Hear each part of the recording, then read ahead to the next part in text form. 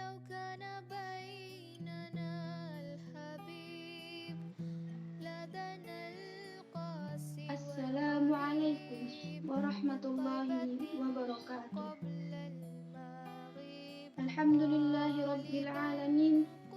Nahmaduhu wa nasta'inuhu wa nastaghfiruh wa na'udzu billahi min shururi anfusina wa min sayyiati a'malina. May yahdihillahu fala mudilla lahu wa may yudlilhu fala hadiya lahu. Asyhadu an la ilaha illallah wa asyhadu anna Muhammadar Rasulullah. Allahumma shalli ala sayyidina Muhammad wa ala ali sayyidina Muhammad. Alhamdulillah, segala puji bagi Allah yang telah memberikan nikmatnya kepada kita semua. Salawat serta salam semoga senantiasa tercurahkan kepada Nabi Yuna Muhammad sallallahu alaihi wasallam yang telah mengantarkan kita dari zaman jahiliyah sampai ke zaman sekarang ini.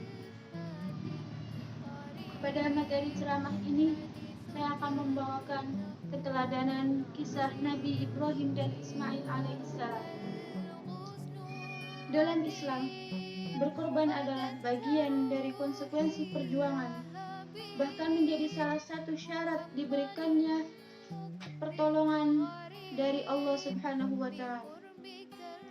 Berbicara tentang pengorbanan, tentu kita tidak akan pernah lupa pada sosok manusia pilihan Allah Subhanahu wa Ta'ala, yaitu Ibrahim dan Ismail alaihissalam. Sosok yang mengajarkan kepada kita hakikat pengorbanan sesungguhnya.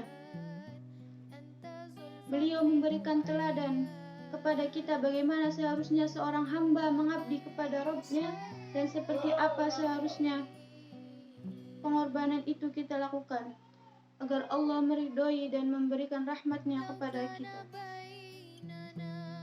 Ketulusan Nabi Ibrahim dalam menghambakan dirinya kepada Allah menjadikan inspirasi untuk kita semua.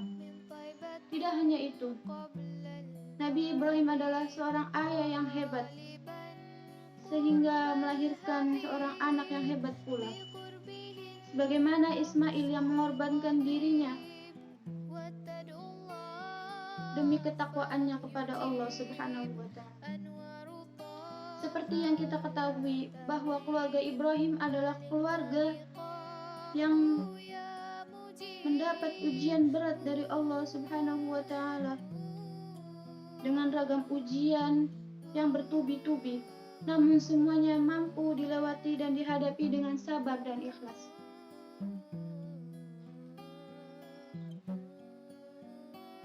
Ujian pertama, Nabi Ibrahim dilahirkan di lingkungan yang musyrik, penyembah berhala. Setelah itu Nabi Ibrahim diuji dengan rumah tangganya, di mana ia tidak memiliki keturunan selama bertahun-tahun. Nabi Ibrahim mendambakan seorang anak yang sudah dinantinya bertahun-tahun. Nabi Ibrahim berdoa, Rabbi habli minas shalihin. Ya Allah, anugerahkan kepada kami keturunan yang saleh. Di mana doa ini menggambarkan bahwa besarnya harapan Nabi Ibrahim untuk memperoleh anak yang saleh. Setelah sekian lama berdoa, bersabar atas dukungan dari Siti Sarah, istrinya Nabi Ibrahim, kemudian Nabi Ibrahim menikah dengan Siti Hajar, yang dimana dari pernikahannya itu dengan Siti Hajar memperoleh keturunan yaitu Ismail alaihissalam. Namun ujian terus berlanjut. Nabi Ibrahim harus meninggalkan keluarganya atas dasar perintah dari Allah Subhanahu wa Ta'ala. Ia disuruh untuk meninggalkan Hajar dan Ismail di tengah lembah gersang. Tapi dengan ketakwaannya, Siti Hajar menerima semuanya dengan lapang dada. Ia yakin bahwa suaminya itu sedang menjalankan tugas ilahi. Di tengah lembah yang gersang itu, Siti Hajar berusaha berjuang mati-matian guna memperoleh seteguk air dan sesuap makanan. Jerih payah Siti Hajar itulah digambarkan dalam peristiwa tawaf dan sa'i dalam ibadah haji seperti sekarang ini. Dan dari situ pula munculnya air Zam-Zam dari hentakan kaki Nabi Ismail alaihi salam. Setelah peristiwa itu, tidak cukup sampai di situ ujian dari Nabi Ibrahim. Setelah Nabi Ibrahim meninggalkan anak dan istrinya, Ismail tumbuh menjadi seorang anak yang dewasa, pemuda tangguh. Ujian datang kembali. Nabi Ibrahim bermimpi bahwa dalam mimpinya ia menyembelih anaknya Ismail, anak yang baru saja ia temui, anak yang sangat didambakan dan dicintainya. Hal ini dikisahkan dalam Al-Quran. Tatkala Ismail, anaknya Ibrahim itu mendekati remaja, sanggup usaha bersama ayahnya, Nabi Ibrahim berkata, "Hai anakku, sesungguhnya aku bermimpi seakan-akan menyembelihmu. Pertimbangkanlah bagaimana pendapatmu." Ismail menjawab, "Hai ayahku, kerjakanlah apa yang diperintahkan Allah kepadamu. Insya Allah akan engkau lihat bahwa aku termasuk orang yang sabar." Mimpi seorang Rasul adalah wahyu yang harus dilakukan. Betapa beratnya ujian Nabi Ibrahim dan Ismail. Ismail yang satu-satunya anak dimilikinya, yang didambakan sejak lama, ialah harapan masa depan Ibrahim. Setelah dewasa malah harus dibunuh dan disembelih dengan tangannya sendiri. Karena kekuatan iman, ketangguhan takwa, bagaimanapun beratnya cobaan itu dapat ditempuh Ibrahim dan Ismail.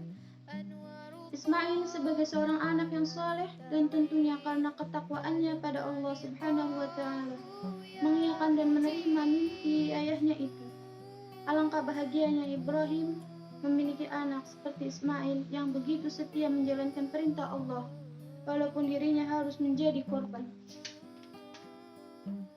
Saat hendak menyembelih, Allah ganti dengan seekor domba, yang kemudian peristiwa itu dijadikan perintah berkurban setiap hari raya Idul Adha. Masya Allah, banyak pelajaran dan keteladanan dari kisah Nabi Ibrahim dan Ismail. Semoga kita bisa meneladani dan mengikutinya, menjadi hambanya yang soleh. Demikian ceramah yang dapat saya sampaikan. Semoga bermanfaat. Yang benar datangnya dari Allah Subhanahu wa Ta'ala, dan yang salah adalah murni dari diri saya sendiri sebagai manusia yang penuh khilaf dan dosa. Akhirul kalam, subhanakallahumma wa bihamdika, asyhadu an la ilaha illa anta, astaghfiruka wa atubu ilaik. Wallahul muwaffiq ila aqwamit thariq. Assalamualaikum warahmatullahi wabarakatuh.